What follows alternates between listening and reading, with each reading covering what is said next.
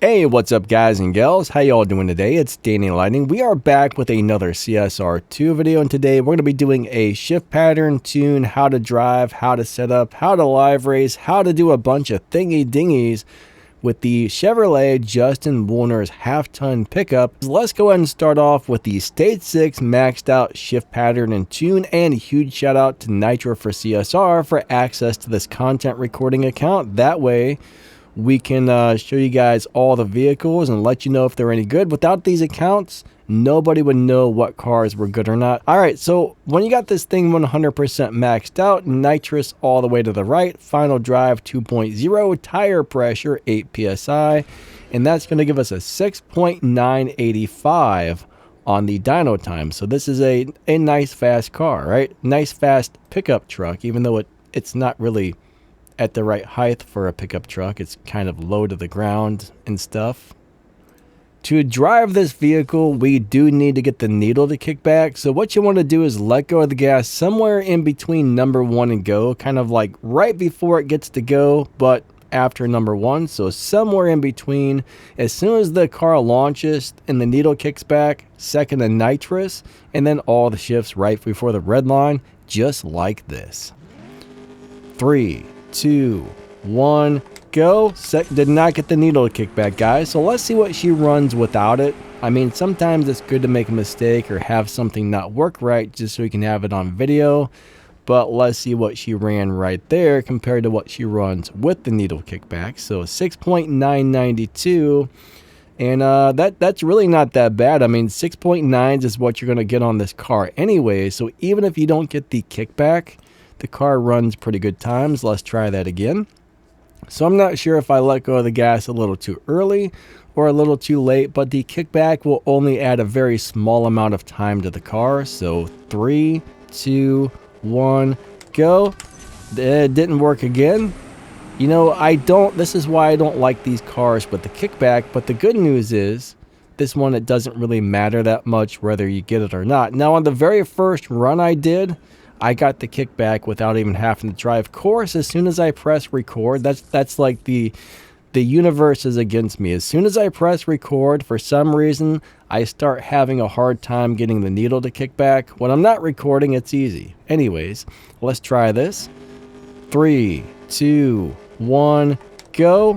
All right, so I think I'm not letting go. I think I might need to let go of the gas sooner. I'm telling you right now, guys and gals, as soon as I start recording, this is the junk that happens to me, and it drives me crazy. So you're going to have to see 947 different runs on this stupid truck because, well, I can't get the darn needle to kick back. Normally, I would edit this out, but you know what? This time, I'm just going to leave it. Here we go. 3, 2, 1, go. All right, so what we did that time was let go of the gas a little bit later, pretty much right before it launched. Right there we got a better time, so that should have ran just a little bit better right there. So after all those stupid tries, we got it. All right, 6.956 right there, but bam. And this only happens when I'm trying to make a video. I'm telling you, every other time drives perfect. When I'm trying to make a video, it doesn't shift right. Okay, so now we're going to hit the little upgrade button, and we're going to go in here, and we are going to refit everything to stage 5, and we're going to do a stage 5 shift and tune on this car, and we're going to find out what kind of times this thing's going to run on stage 5. So I think we got all 7 parts. Back to 5, perfect. Let's go tune it, and then we're going to go do it to it. Yeah. Alright, so we don't need to change the tune, so on stage 5, keep your nitrous all the way to the right, 2.0 on the final drive, tire pressure stays at 8 psi, and the dyno time is going to be an 8.649. So 8.649 on the dyno, and the stats are looking pretty good. Okay, so we are going to drive this just slightly different on stage 5, and we're not getting the needle kickback. So what we want to do is let go of the gas just a little bit after number 1. So we're not going to hold on to the gas as long on stage 5 parts, but as soon as it launches, second to nitrous, then all the shifts right before the red line. So let's go do it to it. 3, 2, 1, let go. Second nitrous. And here comes the third gear, ba-bam, and here comes the fourth gear, but you know, we're not going to have to shift into fourth. And that's pretty much it. Very easy car to drive, very enjoyable, except for the fact that it's one of them kickback cars. And that was a much slower run for some reason. When you let go of the gas makes a huge difference, guys and gals. That ran slower because I let go of the gas at a slightly different time, and it screwed up my entire run. So hold on to the gas a little bit longer than I did right there, and it will run in the 8.6s. So it is amazing that letting go of the gas like a tenth of a second earlier or later can make that much of a difference. But this is just good to show you how much of a difference something like that makes. So every little bit counts on this game. But anyways, you still get the idea of how this works. All right, so now we're going to do my favorite part of the video, which is the low performance point high evo setup. These are normally either good for live racing or beating your dyno time, sometimes both. So we're going to go ahead and fit our engine back to stock. We're going to fit our turbo back to stock. We're going to fit our intake.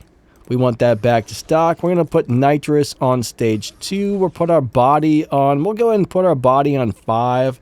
Tires on 3. Transmission on 5. I think you can put the body back to stock on this car if I remember correctly. But let's see what happens if we put nitrous on 3 instead of 2. Do those numbers go up much? That's what we want to find out. Nope. We'll just go ahead and leave it on 2. It doesn't really matter. So this is going to be our no stage 6 parked, low performance point, high evo setup. And let's see if we can beat the dyno. If not, then hey, it's going to be a good live racing car or possibly a dyno beater, sometimes both on these low upgrade setups. All right, so what we want to do is tune the car to the nearest 0.2 of a second. So we either want to be at 11.2 or 11.4. So let's go ahead and move this over a little bit. 11.246. 11.210. All right, we're almost at 11.2. Yeah, 184. It's okay to be just a little bit faster. 191, 198, 2.02. So we'll go ahead and put it right there. So that's going to put us right in the 11.2 lobby if we're live racing, meaning we don't want to run the car faster than 11.2. Now, if the car does run faster than that, that means it's going to be a nice dyno beater on the low upgrades. But if you're live racing, you might want to slow down once or twice before crossing the finish line. That way the car stays in the lobby we want it to stay in and doesn't get moved to a faster one than a faster one to where it can't win live races anymore. But anyways, 3, 2, 1, go. Second nitrous. Or you probably don't even need to shift into second gear. You might be able to just, you know, do a very, very basic shift pattern. So there we ran a little bit slow. Let's try to shift it differently. That time we ran it at a little slower. So I don't think it liked that. Yeah, that was an 11.3. Let's do it without the early shift in the second gear. So we're showing you all the mess ups, all the mistakes, all the thingy dingies, what to do and what not to do on this video. So let's try this. 3, 2, 1, go. Oh, we got the kickback. All right, so we might actually need to get the kickback for the live racing setup. That may be required. All right, let's find it. Yeah, that may be required, guys and gals. We might need to get the kickback. So we'll go ahead and do one more run really quick without the kickback. So that put us in the 11.2s, right? Right around 11.2. So that's almost exactly where we want it to run. So that time we just, you know, as soon as it kicked back, we hit our nitrous. All right. This car is going to be a little bit of a pain in the buttock. So let's try this. 3, 2, 1, go. Here comes second nitrous. Let's see if this will run at our time, or do we have to have the kickback? So if we have to have the kickback, it's not going to be super pleasant. Yeah, we're going to need the kickback, guys and gals, even on the live racing setup. So make sure you launch this thing with the kickback. To me, that's a big old bummer. I mean, we got good performance points to Evo ratio, right? We've almost got triples. So, I mean, this car is going to perform well for live racing, but you need the needle to kick back. Now on the low upgrade setups, remember you can move these parts around, you can tweak them, you can spend days and hours and months tweaking live racing setups. These are just meant to give you a good start, to find a nice place where the car is performing well, and then you can, do what you need to do to either make it better or, just run it like it is.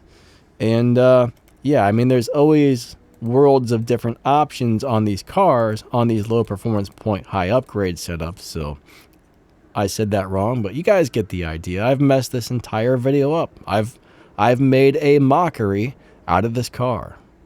Actually, I haven't, but whatever. Let's get to the next part of the video.